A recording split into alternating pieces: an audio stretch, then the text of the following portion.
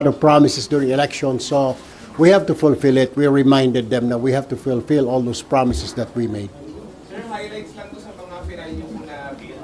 Well, there are 10. Kagaya yung sinabi ko, para ito yung pang 10 priority bills ko. Yung the rice verification law must be reviewed para gusto ko lang kasi malaman bakit inalis yung kapangyarihan, inalis sa NFA na magbenta ng murang bigas. Only the NFA sells cheap rice. Iniwan ngayon, inalis yung NFA, iniwan sa mga rice traders, iniwan sa mga cartel, so sobrang mahal. Parang walang iniwan ito dun sa all the regulation law. Sabi pababaan, pero nangyari ngayon pataasan. Same thing with this rice issues right now. So ito yung gusto ko i-review ng Senate na kung pwede ibalik ulit sa kapangyarihan ng NFA yung pagbebenta ng bigas. Pangalawa, yung Barangay Official Salary Standardization Law. Dahil ito mga ito, puro mga honorarium lang, honoraria ang tinatanggap. Bigyan natin ng salary from the barangay captain, hanggang kagawad, hanggang mga tanod, health workers, dapat mabigyan ng sweldo. Also, yung National Land Use Act, ito, matagal na pinag-aawayan ito. Ilang Congress na, hindi maipasa-pasa. And I am here to help out na make sure na maipasada ito dahil ito rin yata ang gusto ng Marcos administration, National Land Use Act. Pangapat po, yung professional review centers. Problema ho ito, yung mga state colleges natin, universities, nag-offer po ng mga courses like na mga law ngayon, mga medtech, etc. Ang problem, pagdating ng review, yung mga mahihirap, hindi rin nakaka-exam because walang budget. We made a bill, we submitted a bill right now na lagyan yung mga SUCs ng professional review centers para yung gustong kumuha ng mga exam for nursing, law, what else? Yung maritime, criminology, teacher. Kailangan mag-review, kailangan pa pumunta ng Maynila para hindi na sila pumunta rito, then doon na lang mag-review sa mga state colleges and universities. Also, yung Medical Parole Act. When you're 70, nakailang taong ka na dyan, hindi ka pa rin nakakalaya, pero may sakit ka na, bedridden, kailangan palayain na po yun, bigyan na ng parole ng gobyerno. Also, ito pong Health Courses Expansion Act, yung mga SUCs natin, libre na nga ang mga tuition fee. Ang problema, wala. Yung mga SUCs, wala kang makita mga nursing. Iilan lang, walang mga medical field, walang mga radiology, wala yung mga mga physical therapy. Sa mga probinsya, kailangan pa pumunta sa Maynila. Siguro, lagyan na rin yung mga SUCs ng mga healthcare, health courses dyan sa mga SUCs. Also, yung pagbibigay ng ayuda, napakadaming requirements. When I was at the DSWD, parang 10 to 15 ang kailangan mong bit-bit na requirements para mabigyan ka ng simple na AIX o ng ayuda. Ilabas mo yung asawa mo sa ospital, kailangan pa ng marriage contract. Why will you do that? Hindi pa ba sapat yung hospital bill? Hindi pa ba sapat na may indigency ka? Biro mo, kailangan mo ng birth certificate. Kailangan mo ng marriage contract, humingi ka ng ayuda. We'll have to do away with this kasi tumatagal po eh. Gustong ilabas ni Mrs. yung asawa niya, mister niya, hindi niya mailabas dahil pabalik-balik siya, pupunta ng PSA, pupunta ng kung saan-saan. We have to simplify this pagkuha ng mga ayuda. Isa pa dyan, yung Anti-Conflict of Interest in Public Utilities Act. This is serious. Okay? This is an issue. Tali ang kamay ng gobyerno pag yung may-ari ng utility sa isang lugar ay isang government official, isang politiko, isang mayor, governor, what have you, congressman. Hindi makakilos ang gobyerno because pagmamay-ari siya ng politiko. So I filed a bill na disallowing. Pag ikaw ay tatakbong mayor, governor, congressman, senador, ikaw, hindi lang magdadivest ka. Ikaw at ang pamilya mo, immediate family, up to the second relationship, sanguinity, dapat wala kayo sa ganung business. Para pag may problema, magawa ng solusyon. We have a problem like this right now, hindi tali ang kamay ng gobyerno because yung may-ari ay nasa gobyerno. This is sad. Review of the Expanded Solo Parent Acts. Kapapasa lang po ito ng 2022 pero marami pong solo parents ang hindi nakakatanggap ng 1,000 pesos na allowance. I don't know why. Sinabi raw kasi pinaubaya daw ito sa local government units. Ang problema, pag si solo parent nakatira sa 6th class municipality, wala siya natatanggap ni 5. Or meron matanggap once every 6 months na natatanggap. Pero according to the law, dapat it's every month. A solo parent should receive 1,000 pesos cash every month. Finally, itong Road Rage, Anti-Road Rage Act, ongoing po yung mga road rage. Kailangan ho talagang maparusahan, yung mga nagwawala sa kalsada, kailangan ho mapanagot sa kanilang mga ika-nga actions. This is all what I filed today, ladies and gentlemen. Sir, sorry. Diretso na kami sa SP issue. Sure. Sabi po ni Senator Joel kanina lang, kung ngayon daw yung botohan for Senate presidency, panalo na si SP Cheese, he has more than 13 or more than majority votes. Kasama po kayo dun sa more than 13 supporting him? Pinakaunang litrato doon sa kaliwa, sabi niya sa majority raw kami, so sa majority tayo. Kapatid niya? Si Rafi. Sabi ni Senator Rafi, majority tayo. Sabi ko, okay. Kasi usually majority, may mga inuutos ang sa taas na tulungan ng administrasyon para wala ng kontra. Sa majority tayo, di ba? I mean, I'm with Alianza, so expected who you na I will be in the majority. But, are you with SP Cheese? Are you supporting him to be still the SP, sir? Kung yun ang sa majority, then what I heard kanina umaga yata, si Senator Soto, sabi niya, willing siya maging nasa minority siya. Parang is he accepting that? I'm gonna ask you those questions. Wala ako dito, but then somebody told me na Sen Soto raw said na he's willing to be in the minority. So does it mean to say he has accepted that fact na sa minority siya, na he will not be the Senate President? So, sir, have you thrown your support to any of them, SP Cheese and Senator Soto? I said, I'll be in the majority. Di ba, usually, yung majority is yun na doon na kinukuha yung Senate presidency. So, She's Escudero, sir. I'll be in the majority. So definitely, yeah. Okay, let me be straight with you. Like I said before in the interview, may mga bagay na gusto ko kay Senator Cheese. Meron ding mga bagay na when Senator Soto asked me and during the campaign, may mga sinasabi siya na I liked also. Pero weighing things and talking to my brother said, let's go for the majority kasi maraming mga gusto ang Pangulo na dinadaan sa majority at hindi ko makontra majority. So I guess we'll go with the majority. Sir, kung sa majority kayo, may na-request na kayo ng mga committee na gusto niyong hawakan at naibigay ba sa inyo, na-promise sa inyo na ibibigay? Wala pa kami, di pa kami nag-usap ni Senator Cheese.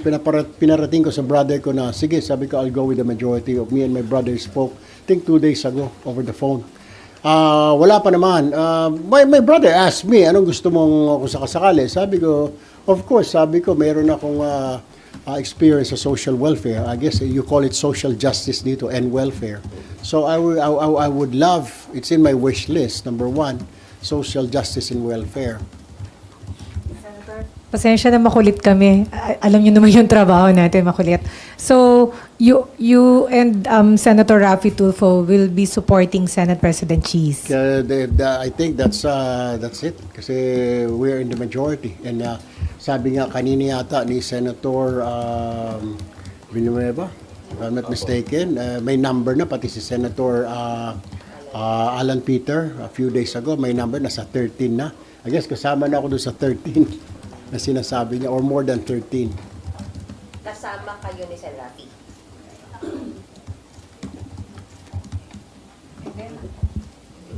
Senator, sa impeachment, may we know where you stand? Kasi meron mga fears kasi na baka ulitin yung ni Senator Ronald De La Rosa or ng iba pang senator yung motion to dismiss.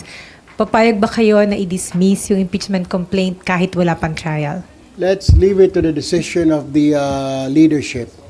Leave it to the decision of the Senate President and the senior leadership. Kasi if I will tell you now, kung anong gusto ko, because it will really taint something, it will tell you something. If I will say, I want it dismissed, then it will tell you na, pro-impeachment ito. If I will say, pag i-dismiss, then, anti-impeachment ito. If I say na wag i-dismiss, sabihin nila,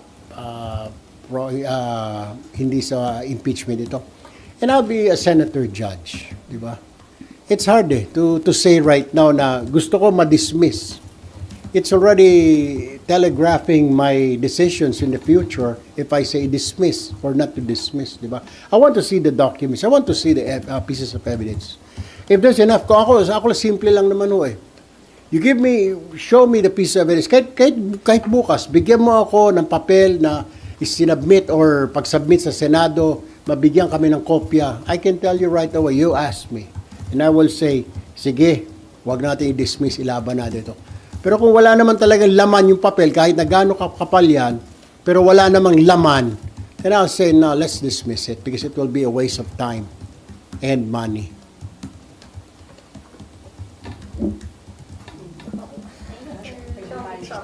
Thank you po. Thank you. Wala pa ang opisina. Inaayos pa yung opisina namin. But I will visit every other day siguro. Impeachment.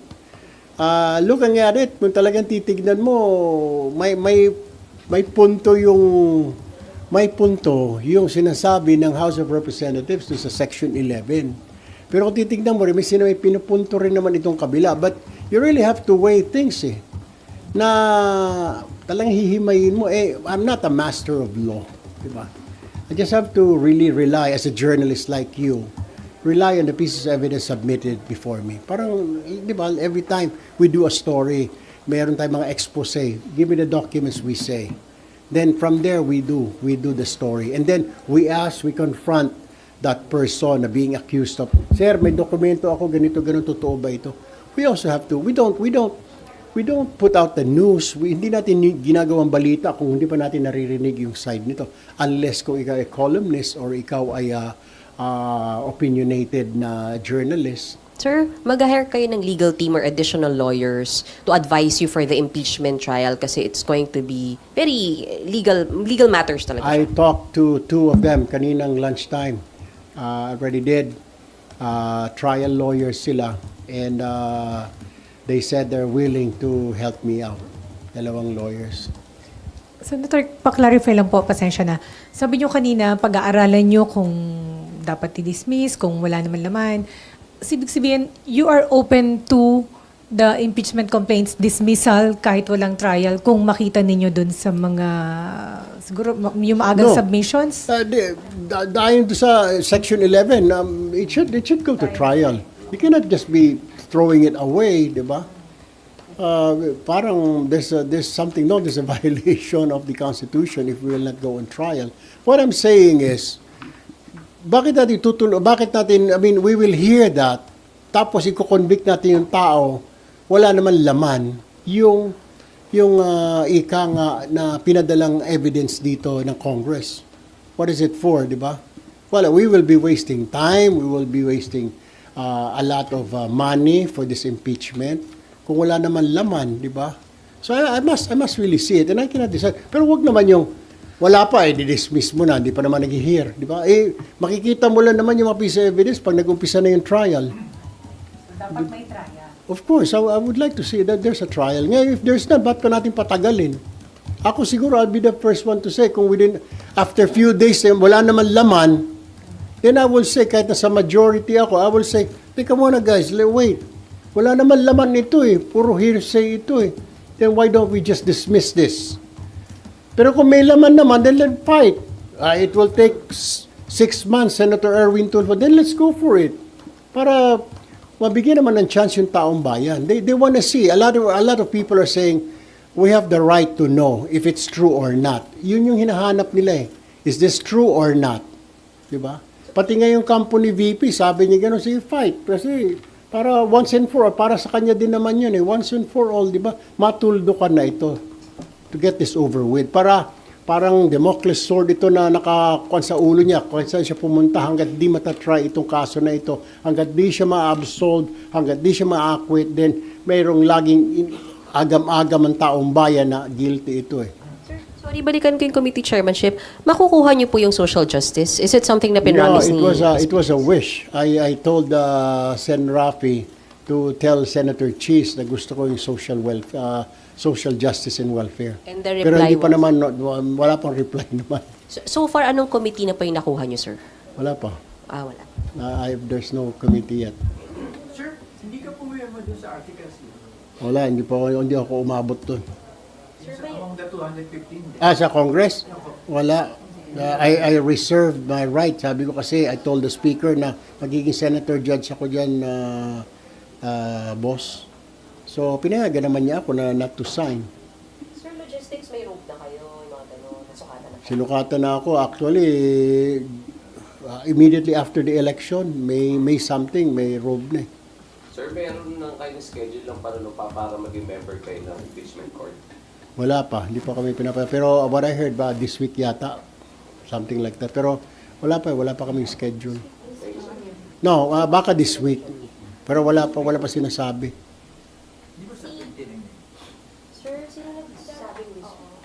Hindi ko alam. I don't know. I'm just guessing na might be this week. Might be. Unless kung ang panunumpa siguro, what I read in the papers was like 29, something like that, di ba? Ang start. So I don't know. Baka today until the 28 siguro. I have no idea.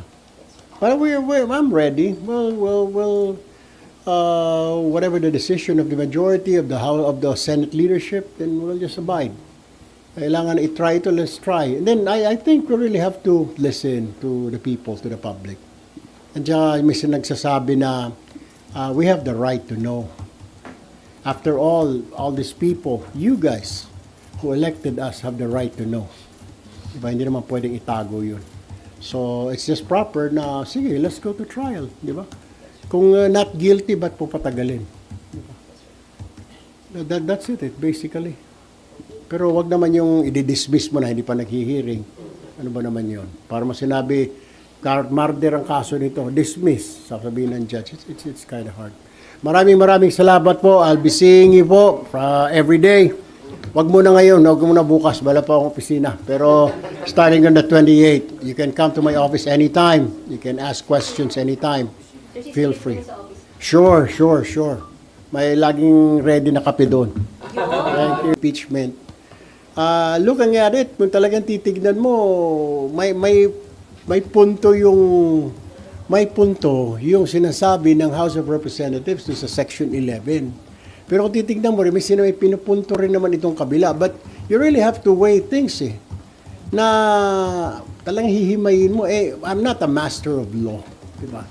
I just have to really rely, as a journalist like you, rely on the pieces of evidence submitted before me. Parang, di ba, every time we do a story, meron tayong mga expose. Give me the documents, we say. Then from there, we do the story. And then we confront that person na being accused of, sir, may dokumento ako, ganito, totoo ba ito?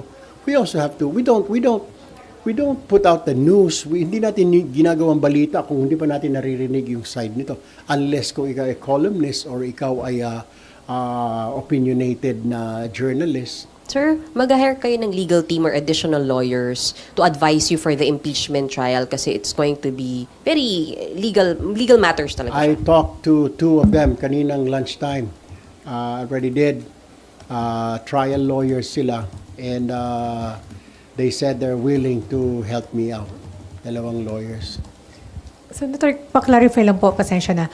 Sabi nyo kanina, pag-aaralan nyo kung dapat i-dismiss, kung wala naman laman. Ibig sabihin, you are open to the impeachment complaints dismissal kahit walang trial kung makita ninyo dun sa mga, siguro, yung maagang submissions? Dahil sa Section 11, it should go to trial. You cannot just be throwing it away, di ba?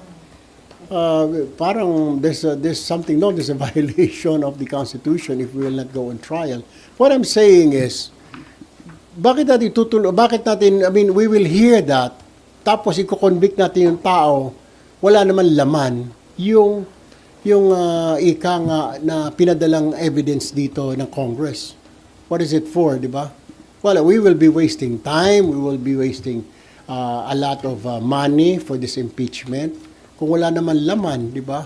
So I must really see it and I cannot decide. Pero wag naman yung wala pa, di-dismiss mo na, hindi pa naman nag-hear, di ba? Makikita mo lang naman yung mga piece of evidence pag nag-umpisa na yung trial. Dapat may trial. Of course, I would like to see that there's a trial. Ngayon, if there's not, ba't pa natin patagalin? Ako siguro, I'll be the first one to say, kung after few days, wala naman laman, then I will say, kahit nasa majority ako, I will say, teka muna guys, wait. Wala naman laman ito puro hearsay ito Then why don't we just dismiss this? Pero kung may laman naman, then let's fight. It will take 6 months, Senator Erwin Tulfo, then let's go for it. Para mabigyan naman ng chance yung taong bayan. They want to see. A lot of people are saying, we have the right to know if it's true or not. Yun yung hinahanap nila Is this true or not? Diba? Pati nga yung kampo ni VP, sabi niya gano'n, sige, fight. Kasi para once and for all, para sa kanya din naman yun Once and for all, diba? Matuldo ka na ito to get this over with. Parang Damocles sword ito na nakakuan sa ulo niya kung saan siya pumunta hanggat di matatry itong kaso na ito, hanggat di siya ma-absolve, hanggat di siya ma-acquit, then mayroong laging agam-agam ang taong bayan na guilty ito Sir, sorry, balikan ko yung committee chairmanship. Makukuha niyo po yung social justice? Is it something na pinramis ni... it was a wish. I told Sen. Rafi to tell Senator Cheese na gusto ko yung social justice and welfare. And the Pero reply hindi pa was? naman, wala pang reply naman. So far, anong committee na po yung nakuha niyo, sir? Wala pa. Wala. There's no committee yet. Sir, hindi ka pumirma doon sa Article C. Wala, hindi ako umabot doon. Among the 215. Sa Congress? Wala. I reserved my right. Sabi ko kasi, I told the speaker na magiging senator judge ako dyan, boss. So, pinayagan naman niya ako na not to sign. Sir, logistics, may rope na kayo, yung mga gano'n, nasukatan na. Sinukatan na ako. Actually, immediately after the election, may something, may robe na Sir, meron nang kayo schedule lang para maging member kayo ng impeachment court? Wala pa. Hindi pa kami Pero what I heard this week yata, something like that. Pero wala pa kaming schedule. No, baka this week. Pero wala pa sinasabi. Sir, sino nagsasabing this? Hindi ko alam. I don't know. I'm just guessing na might be this week. Might be.